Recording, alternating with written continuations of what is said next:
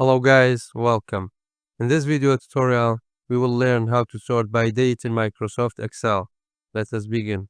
And first step, make sure birthday column has been formatted as a date. And then select the area you want to sort, including headers. Navigate to Data tab. In the Sort and Filter section, click on Sort. Sort by. Here we will choose date of birth. And order oldest to newest or newest to oldest to newest.